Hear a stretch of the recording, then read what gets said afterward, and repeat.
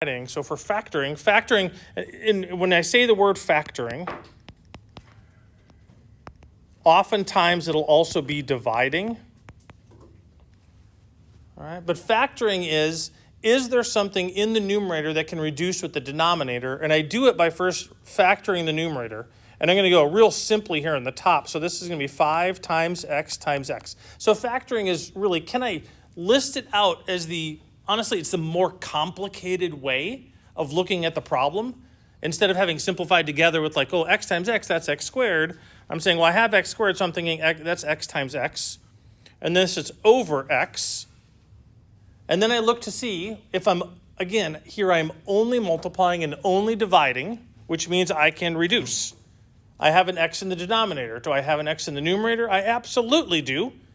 And I know that x divided by x, put it over here as a reminder, x divided by x is 1. So I have x divided by x, that's 1. So I end up having in the numerator 5 times 1 times x, which is 5x. In the denominator, I have 1. I can write it as 5x over 1, but I typically don't. Anything over 1 is just itself, so I usually just leave it as 5x. So in terms of simplifying, we factor first, and then we look for ways to reduce.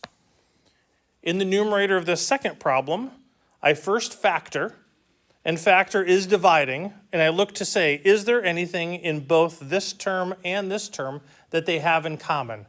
Well, this has a 5, this has a -1 for numbers, so the numbers don't, but they both have x's. When they both have x's, I look to see what is the most that both of them have. I'm looking for what's called the greatest common factor. The most number of x's that they both have is 1. It'll be x, and then I'm dividing that out, and when I do, I'll have 5x. How do I know I'll have 5x? Because up here I did 5x squared divided by x, right? Because factoring is dividing. I'm dividing it out.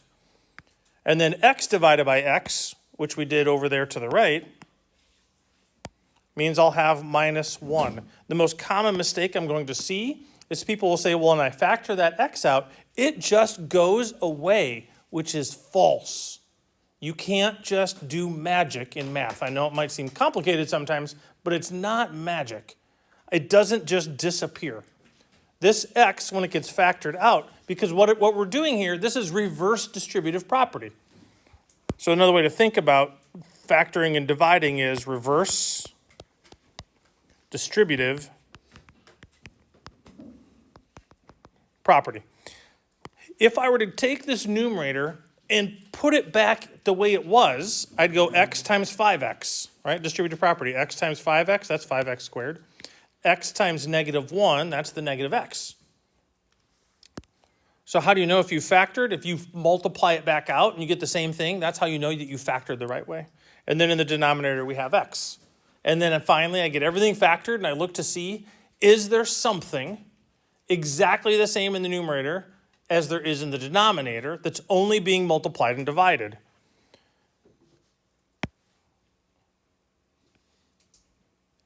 I want you to think of when you have a parenthesis set, I want you to think about that as just one thing. Because the x inside of there cannot be factored, it cannot be reduced.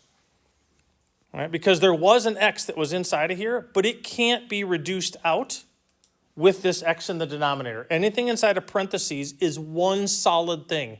The only way that this parenthesis set can be divided out is if I have the exact whole final parenthesis in the denominator too, which I don't.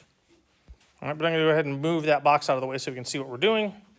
So I have, though, in the numerator an x, in the denominator an x, and I know that x divided by x is 1. I am left with, let's move this over this way. I am left with 5x equals 5x minus 1. All right. Then I move on. It gets a little bit more complicated. Now I have more things going on in the numerator. But again, I'm looking, Is there something in both of these terms that I can divide out or factor out? This has a 5, this just has a coefficient 1, so nope. This has x's, this one has x's. What's the most number of x's that they both have? The most that they both have is just 1. This is x cubed, which is x times x times x, so it has an x. This is x. All right. This one has a y, this one has a y. What's the most number of y's that they both have? Also just 1, so it's going to be y to the first power. When I divide it out, what I'm thinking, and if you need to, you can do it over on the side, you're thinking 5x cubed y divided by xy. And when you do that, the y's reduce. This is x to the first, and we remember our properties of exponents, 3 minus 1. When I'm dividing, 3 minus 1 is 2. So I'm left with x squared, so it'll be 5x squared. All right, because again, the y gets factored out. One of the x's gets factored out. Then I'll have plus. And if you need to, again, you're thinking xy squared over xy. The xy is the greatest common factor. X divided by x, that'll be just 1. Y squared divided by y will be y to the first power. And again, if we distribute this back out, I will get the exact same answer. xy times y would be x times y, which would be xy squared. That's what that second term was. xy times 5x squared would be 5, x times x squared. X times x squared is x cubed, so it'd be 5x cubed y. In the denominator, I still have x squared. Is there now anything in the numerator that's exactly the same as what's in the denominator? And the answer in this case is also yes. I have an x in the numerator that will reduce with one of the x's in the denominator. So if you don't see it right away, you can always rewrite it as x times x. All right? Just get rid of that. Just call x squared x times x. That's what it is. X divided by x is 1. So I'm then left with y times 5x squared plus y. And then the last one down there is really big and ugly looking. So I'm going to slide everything up and kind of out of the way, and we'll take a look at that one. I'm dividing it, but I wrote the division symbol the other way. It's the exact same thing. I could just rewrite it like this, over 3x squared y. If that makes you happier, which most people it seems to. I've not found many students in my past that really love using that symbol. Remembering dividing means I'm just going to write it as a giant fraction. Process now remains the same. I look at that numerator. Is there something that this term and this term and this term can all be divided by? This time the answer is yes. They all have a number, the number 3. 15 is divisible by 3. 3 is divisible by 3. 9 is divisible by 3. Do they all have x's? Yes, they do. X. What's the largest they have? This has 5, this has 3, this has 2. So the most that they all have is x squared. Do they all have a y? This one has a y, this one has a y, this one has a y. So yes, they have a y. Gets factored out. What's the most that they all have in common? 1. Because the most this one has is 1. So all I can factor out of it is 1y. So that y to the first power. And we don't, again, typically do y to the first. We just usually leave it as just y. So I'll just leave it like that. Parenthesis, 15 divided by 3 is 5. X to the 5th divided by x squared is x cubed. Same basis in divide, we're subtracting exponents, 5 minus 3. Y to the 4th divided by 1y leaves me with y cubed. Minus 3 divided by 3 is 1. X cubed, right up here, divided by x squared. I have 3 in the numerator. Taking 2 of them out, I'm left with x to the first. And again, you can write it x to the first. There's nothing wrong with that. It's just extra things to write down. But if you want to do ones like that, I have no problem with that. Most mathematicians won't care. They might look at it and go, oh, you didn't have to do that. And mathematicians, by our very nature, were lazy. So we try to write as few things as possible.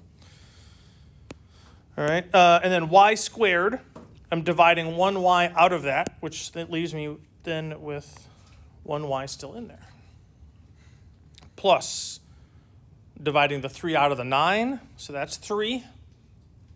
X squared, I'm taking out that x squared, so I have now no more x squareds. I had a y, I'm taking out a y. I now no longer have any y's in there because I divided. Again, looking at that third term, when I factored out the x squared and the y, they both became 1. Because x squared over x squared, 1. Y divided by y, 1. 9 divided by 3, 3.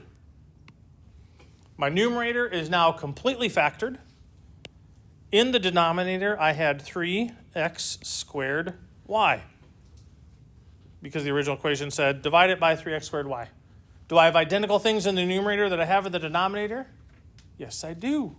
Which means I can reduce. What is 3 divided by 3? 1. What is x squared divided by x squared? 1. What is y divided by y? 1. And remembering, I cannot reduce this with anything inside of the parentheses because the stuff inside of the parentheses has adding and subtracting. You can only reduce when you're multiplying and dividing only. Which is like I did with that other problem. You just got to pretend there's this giant box around it. No, it's not going to match that shape for me. Every once in a while, it doesn't like to do that.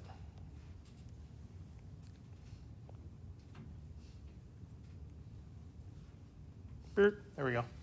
So everything inside that parenthesis is really just a big, like locked in its cell. You cannot operate and do anything with that thing. So then I'm left with this. This then would be the final answer for factoring and then reducing. Question from the class was, what happened on this previous problem to one of the x's in the denominator? Because when I reduced, I only reduced one of the x's. I still am supposed to have the x there, so I just forgot to write it. The x still exists.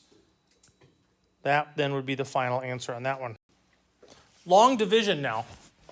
And if you remember this algorithm, again, algorithm, fancy word for processes. This is how you 1, 2, 3, 4, 5 divided by 12. You started by saying, how many times does 12 go into 1? It does not, so we don't do anything there. How many times does 12 go into 12? Once, so I put a 1 above the 12. And they say 1 times 12 is 12, and I subtract. Because when we did multiplication, we add. When we divide, we subtract. Some of you might be thinking, yes, we've done this a million times. Trust me, it'll help when we do division of polynomials in the next couple slides. All right, so we subtract, that's 0. And then I bring down the 3. How many times does 12 go into 3? 0 times, so I put a 0 above the 3. And then I bring down the 4. How many times does 12 go into 34? Goes in there twice. Almost goes in there 3 times, because that'd be 36, right? Because 36 is 3 dozen. Making you think about donuts now, because donuts always come in dozens. All right, but 12 times 2, 2 times 12, that's 24. Subtract 0, 1. Bring down the 5. How many times does 12 go into 105? And here's where you might go, I don't really know. Well, it's not 10 times, because that's 120. It's not 11 times. All right. No, sorry, it's not 10 times 120. Is it 9 times? That's 108. So maybe 8 times. So we go 8 up here, so that's 8. 8 times 2 is 16. Carry the 1, that's 8. That's 9. That's 96. Subtract 15 minus 6 is 9. This was a 10, now it's a 9. So my remainder is 9. Way back in the day, you wrote remainder is 9. We're not going to actually do that anymore because we're more sophisticated, and we know that I can now write it as a fraction. It's a 1,028 and 9/12. Because it was 9 was my remainder out of 12 what I was dividing by. So it's 128 and 9/12. It's that mixed number. Not a really lovely looking mixed number, but a mixed number nonetheless. And then if we do it the other way, I'll just do it super fast here. 1, 2, 3, 4, 5 divided by 15. This is 0. How many times does it go into there? Let's see, 30, 60, 90, 120. So 8 times. 8, that's 40. 4, 8, 9, 10, 11, 12, 12, 0. Okay, subtract 3. Bring down the 4, goes in that to that 2 times. So that's 30. So it's 45. And that would be 3 times, and that's 45. Subtract to 0.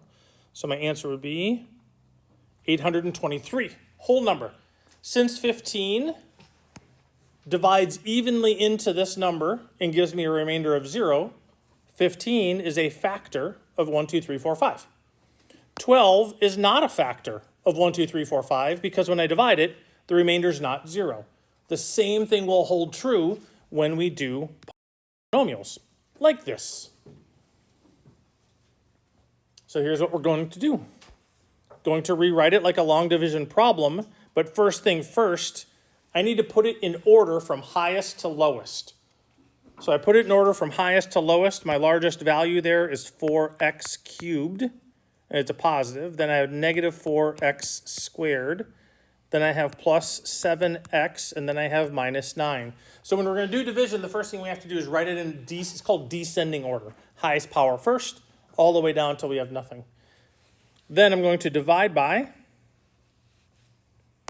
2x minus 1. And I'm going to do a similar process. How many 2x's go into 4x cubed? 0. Not 0. Because what I'm really trying to do is when I multiply whatever I'm going to put up here, I kind of got this close, so I'm going to make my fraction line a little lower so I have some space. I'm thinking, I want this term to go away. So I'm thinking, what do I have to multiply this 2x by to get 4x cubed? I would have to multiply it by 2, because 2 times 2 would be 4. And then what do I have to multiply the x by to get x cubed? That would be x squared. And if you'll notice, it's above the x squared column. And it should be, because these are all in descending order. So now I'm going to go 2x squared times 2x. That's 4x cubed.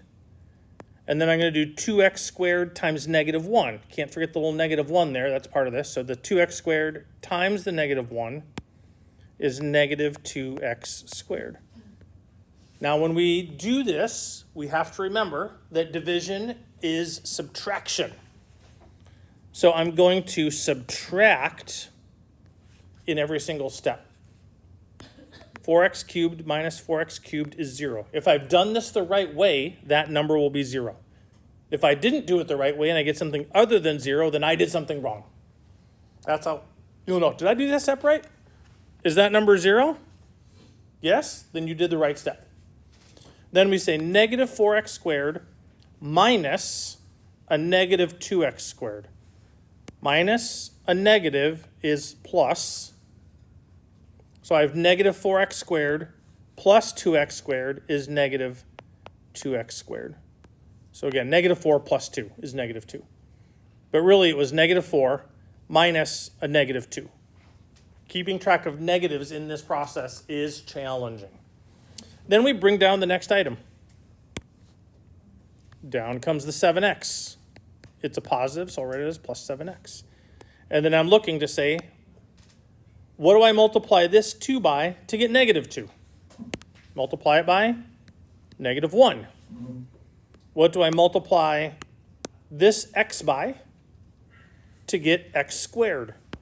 I multiply it by x. And then I will do my multiplication. negative x times 2x, negative 2x squared. Negative x times negative 1, negative times a negative, that'll be a positive x. And I go through here, I'm subtracting everything. Now, if it helps, what you could do instead is just change the sign on each one and then add. All right? That's the same as subtracting. So if I change this sign to positive, I change the second sign to negative, because the negative 2x was originally negative. Now I made it positive by changing the sign. The other one was positive. And then if I want to add, these add to 0, negative 2x squared plus 2x squared, that's 0. 7x minus 1x, 6x. Bring down the negative 9. I have no idea why I changed colors. It doesn't matter. Then I'm looking to say 2x times what number gives me 6x? That answer is positive 3. So I do 3 times 2x, 6x. 3 times negative 1 is negative 3. I subtract, or if I want to, I just change the sign on each of them. 6 was positive, so now it's negative. The 3 was negative, now it's positive. Negative 9 plus 3 is negative 6. I have a remainder. How do I know I'm done? Because I'm out of equation here. There's nothing left. So my remainder is 6, negative 6. Negative 9 plus 3 is negative 6. So I write that as minus 6 over 2x minus 1, just like I did in long division. I put that remainder, 9 over 12. I put my remainder, negative 6, over what I was dividing by. I was dividing by 2x minus 1. And that is long division of polynomials. You might think, wait, this isn't dividing. You will see how this will translate into dividing soon. So 10 squared really means 10 times 10, which is 100. Now, when we're doing this, never forget, and I would recommend every exam you take in the future math classes that you're going to take, you put this on your paper. There were many mistakes on the first 2 exams where people did not follow order of operations, where they pulled things out of parentheses and did operations with them when you can't do that. They have to be done all within parentheses. So when I go to the next one, 5 plus 5 squared, the biggest mistake people are going to do is, oh, it's 5 squared plus 5 squared, and that is not correct. Never correct. Don't do that. So, one of 2 ways, because it's just numbers, you can go, well, 5 plus 5 is 10, which is 10 squared, which is 100. Because if I do it this other way, I end up with 25 plus 25, and that's 50. And I know for a fact that 10 squared is not 50, and 5 plus 5 is 10.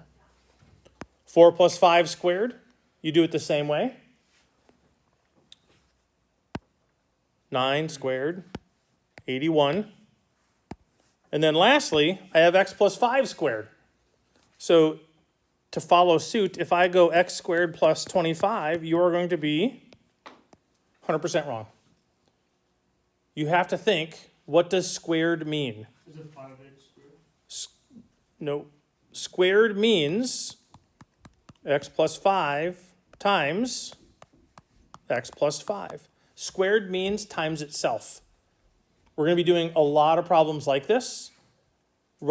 Just rewrite it every time as the 2 things times each other. Because now, this is like we did last week. And we're going to FOIL this. Firsts, x times x, x squared. Outsides, all right, that was my F. Outsides, x times 5, that's 5x. Insides, again, the insides are these 2. The outsides are the outside 2.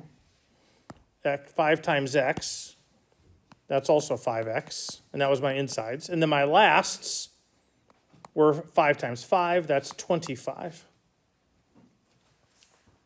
And then when I simplify, I combine like terms. I have an x squared. I have no other x squareds, so I will have x squared. I have a 5x. I have another 5x. That adds up to 10x. And then I have a 25.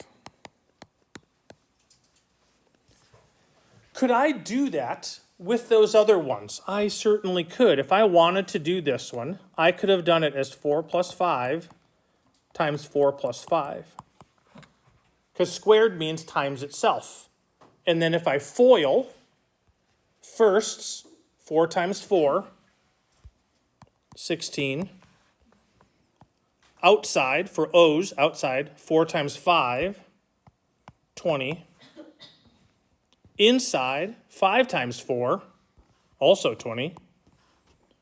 Lasts, 5 times 5, 25. If you add that up, you'll have 2, 4, 6, for 20, 40, 60. This 10 is 70. And then the 5 and the 6 add up to 11. So 70 plus 11 is 81, which is what we had, because we know that 9 times 9 is 81. Now that we've done a few of these together, you're going to look at this slide, you're going to hit pause on the video, and you're going to go through and you're going to rework some of these yourself. Remember, of course, that that first one cannot be x squared plus 36. If that's your final answer, you did it wrong. So take some time, write it out, show all your work. When you are done, then hit play, and you'll see solutions. So as we work through these, what we did on the first two was the same process we did on the third one, which is to multiply it, show it in every step. First, x times x is x squared. Outsides, x times negative 5x. Those are the two on the outside.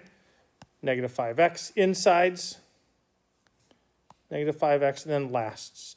And this would be no different than if we just did distributive property. If I did x times x, that's x squared. If I did x times negative 5x, because those are the outsides, that's negative 5x. If I then do negative 5 times x, those are the insides, negative 5x. And then negative 5 times negative 5, those are the lasts, positive 25. But then you need to simplify by adding like terms. X squared minus 10x plus 25.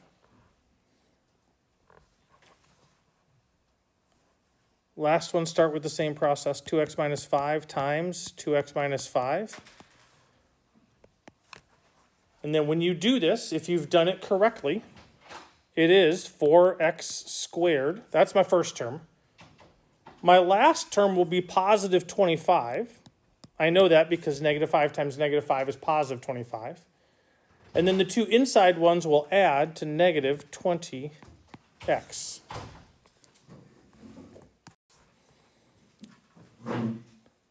Do the next two on your own, like we've done the others. Write it out, multiply it, pay attention to negative size, and then hit pause. And then when you come back, you'll see solutions.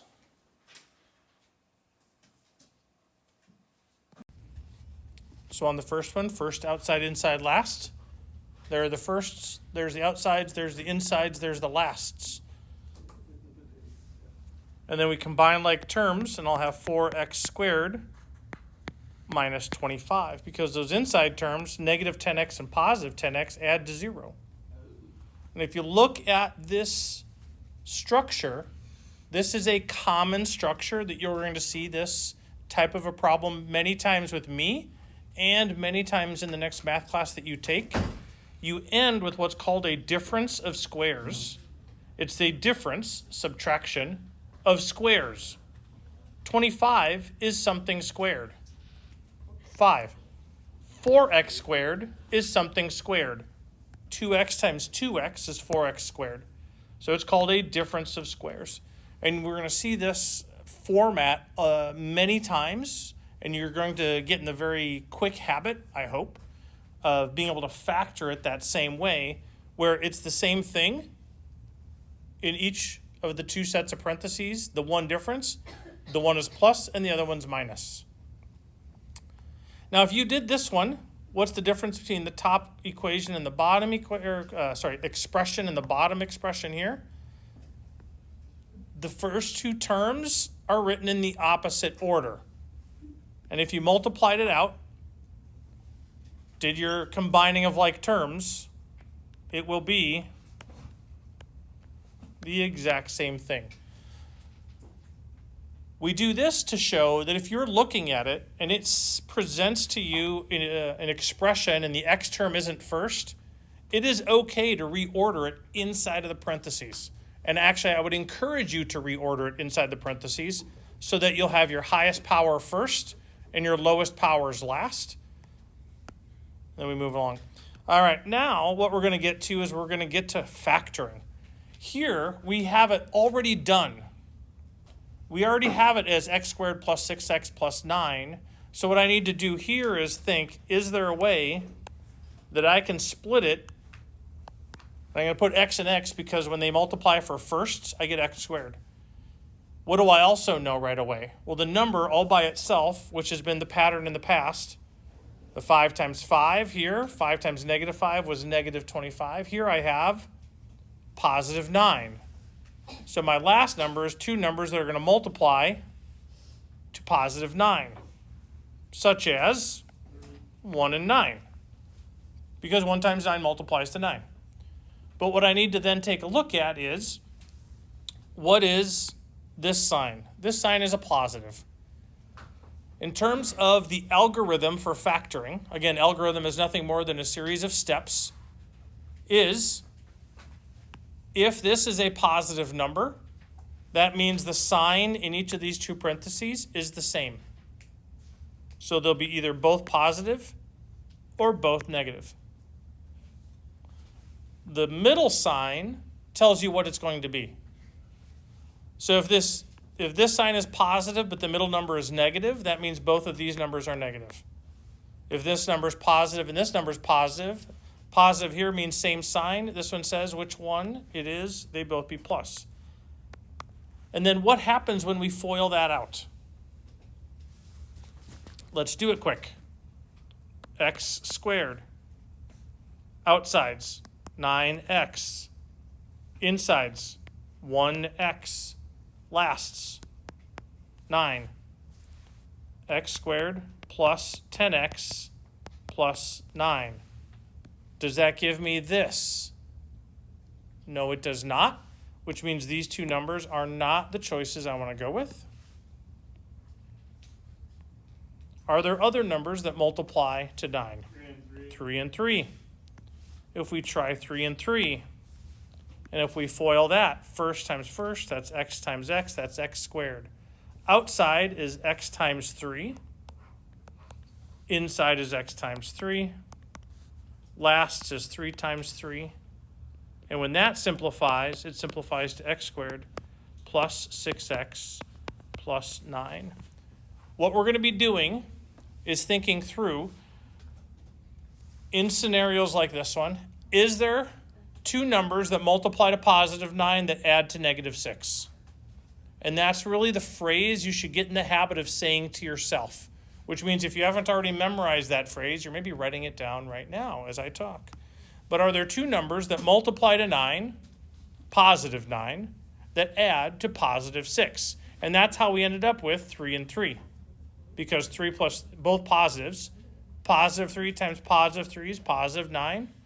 Positive 3 plus positive 3 is positive 6. And that's what happens when we FOIL it out. What's the phrase called? What two numbers multiply to the last term and add to the middle term? What two numbers multiply to the last term and add to the middle term? Two numbers that multiply to the last term that add to the middle term. The one big caveat to that, fancy word for, yeah, but, that only works if the first term, the x squared, if the coefficient of the x squared is 1. That's the only time it works that way. So we get to this next one. Is my leading coefficient 1? No, it is not. Otherwise, I'd be thinking, What multiplies to 18 and adds to 12? Well, I can't do that because my first coefficient is not 1.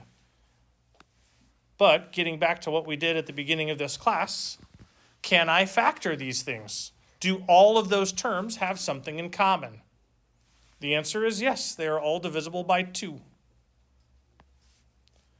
And when I factor a 2 out of 2x squared, I have x squared. When I factor a 2 out of 12x, I have 6x. Because factoring, again, is just division, reverse distributive property, however you think about it. Plus 9, because I'm dividing the 2 out of there. Now, and again, this is all factoring. So what we did earlier today in this lesson, where you factored something out of each term, will become the first step we always do. Is there a GCF? Is there a greatest common factor? If there is, I'm going to factor that out. And I put it out in front. It doesn't disappear. But now I'm left with 2, parenthesis, parenthesis, parenthesis, parenthesis. Because my leading coefficient is 1, that is the coefficient in front of the x squared is 1. So I'll be x and x. And then I'm looking for two numbers that multiply to positive 9. That add to positive 6, which we've already done this one, so it's plus 3 and plus 3. This would be considered the fully factored form of that equation. When we approach these, we're starting out, and since in all three of these, the first number is a 1, I'm going to start with just drawing my parentheses. As long as that leading coefficient is 1, I'm going to draw my parentheses, and they start with x and x. How do I know they start with x and x? Because it'll multiply to x squared. And the only thing that multiplies to x squared is x times x. And then again, my thought process. I'm thinking of, in this case, two numbers that multiply to positive 5. Two numbers that multiply to positive 5 are 5 times 1. I almost wrote 5. 5 times 1 multiplies to 5. What else multiplies to positive 5? Negative 5 times negative 1 also multiplies to positive 5. Two positives multiply to a positive. Two negatives multiply to a positive. If you've been thinking, I've always struggled with negatives. Well, they're not going to disappear. We're going to work with them very often. Then I look at those two and say to myself, if they multiply to negative 5, which pair adds to positive 6? 5 plus 1 adds to positive 6. Now, there are some of you who may have taken a class similar to this in the past, where you did what was called, some people call it an X box. It's something like this, where you say, okay, I'm starting with X, and I'm starting with X, because they multiply to X squared. And then I need to have two numbers that multiply to 5. So I do 5 and 1. Because this is also like doing FOIL. 5x and 1x. Does that add to 6x? The answer is yes, which means it'll be plus 5 and plus 1. And now if I do, for the second one, if I were to do the x process again, put in numbers, x and x, and then two numbers that multiply to 5. If I would do, again, 5 and 1, I'm then looking and saying 5 times x, 1 times x. Do those add to negative 6? No, they do not. So then I have to try negative 5 and negative 1. Do those add to negative 6? Yes. Parenthesis x minus 1, parenthesis x minus 5. And then lastly, x and x. I need two numbers that multiply to negative 5 that add to negative 6. Can you think of two numbers that multiply to negative 5 that add to negative 6? Because right now, the only numbers that I can think of that multiply to negative 5 are 1 times negative 5 or negative 1 times positive 5. And neither of those two, if I add them up, 1 plus negative 5 is negative 4. Negative 1 plus 5 is positive 4. Neither of them do, which means this is not factorable. So it's possible with the work that you're going to be doing today out of the book that some of them won't be factorable.